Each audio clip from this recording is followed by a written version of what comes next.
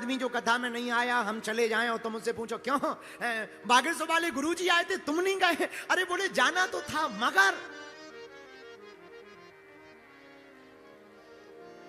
मगर देखो पकड़ लिया। कुछ लोग तो इतना तक कह दे, बोले हम क्या बताएं, हम तो कथा सुनने ही गए थे, गाड़ी स्टैंड पे लगा दी, मगर देखो इनको भी मगर ने पकड़ रखा। तो कथा किसको प्राप्त होती? बोले राम कृपा बिनु सुलभ न सोई।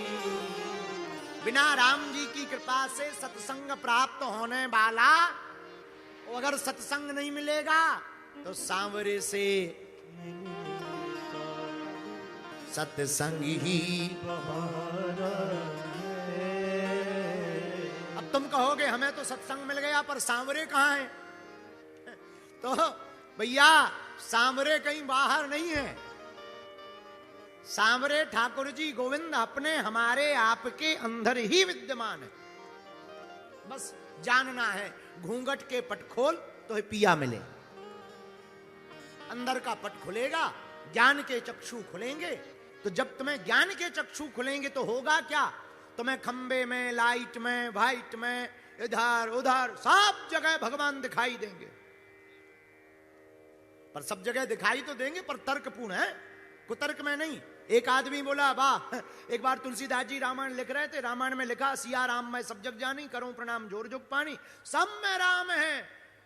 अब सरजू जी स्नान करने गए, एक छोटा बच्चा दौड़ा आया, ए बाबा बाबा भाग जाओ, सामने से मारने वाला हाथी आ रहा। तुलसीदास जी पहले तो भगे फिर रुक गए, बोले क्यों भागना? जब हमने चौपाई में लिखा कि सब में राम है तो हाथी में भी राम है। हाथी में राम है तो चार पैर वाला राम दो पैर वाले राम को क्यों मारेगा? बड़का राम छुटके वाले राम को क्यों मारेगा? हम नहीं भगेंगे। लोग भगाते रहे, बाबा जी नहीं भगे। और हाथी तो पागल था, हाथी ने सूंड में पकड़ा और तुलसीदास जी को फुटबॉल बना के फेंक दिया, पूरे शरीर में लग गया, हाथ पैर छिल गए। जब उठे तो वापस आए, बोले चौपाई गलत है, मिटा दो, काट दो। जैसे ही काटने को बैठे सोई हनुमान जी ने हाथ पकड़ लिया, क्या बात है, चौपाई गलत है, बस काट रहे हैं। क्यों काट रहे हैं? बोले सब में राम है। हनुमान जी बोले बिल्कुल बात सही है, सब में राम है। बोले वाह, अगर सब में राम है तो क्या हाथी में नहीं थे? हनुमान जी बोले बिल्कुल थे। बोले फिर बड़े वाले राम ने छोटे वाले राम को क्यों मारा? हनुमान जी बोले एक बात बताओ, कोई तुम्हें रोकने आया? बोले हाँ रोकने एक छोटा बच्चा आया था। बोले तुमने छोटे राम की बात नहीं मानी सो बड़े राम ने ठोक दिया है। छोटे वाले राम की बात नहीं मानी तो बड़े वाले राम ने तुम्हें फुटबॉल बना दिया है? सब में राम है तो तर्कपूर्ण जीवन जीना पड़ेगा कि तुम जो है सीधी सीधी। एक आदमी ऐसी शिवपुरी का था, अब रहा होगा करेरा में, तो ऐसे लोग ही हैं। एक करेरा का हमारा चेला चंगीला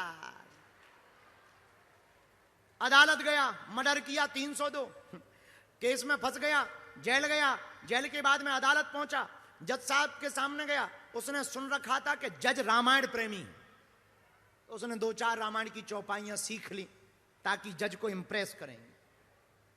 जैसे ही कटघरा में खड़ा हुआ तो जज ने पूछा क्यों तुमने हत्या की है?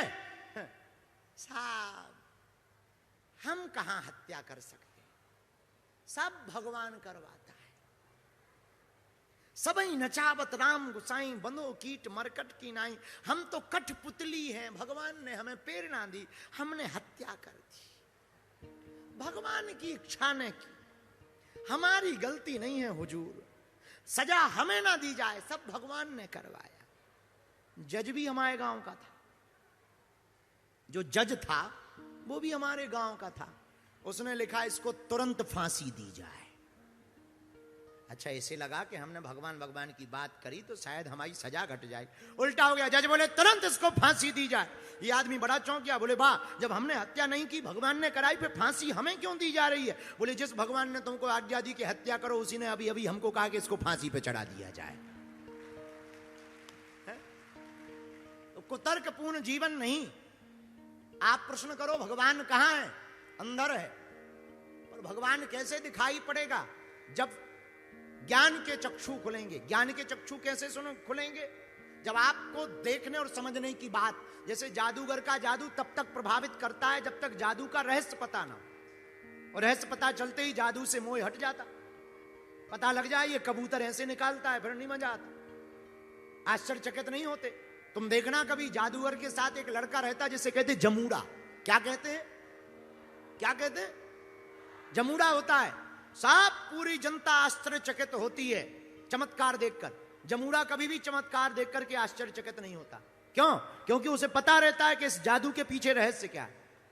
वैसे ही तुम तब तक दुनिया को देख करके चमत्कृत रहोगे जब तक रहस्य पता नहीं होगा। जिस दिन तुम्हें रहस्य पता चल जाएगा तब तुम्हें पता लगेगा इस दुनिया में सब कुछ ठीक है, भगवान की भक्ति ही सार है, बाकी सब बेकार है, कुछ भी रहस्य नहीं लगेगा।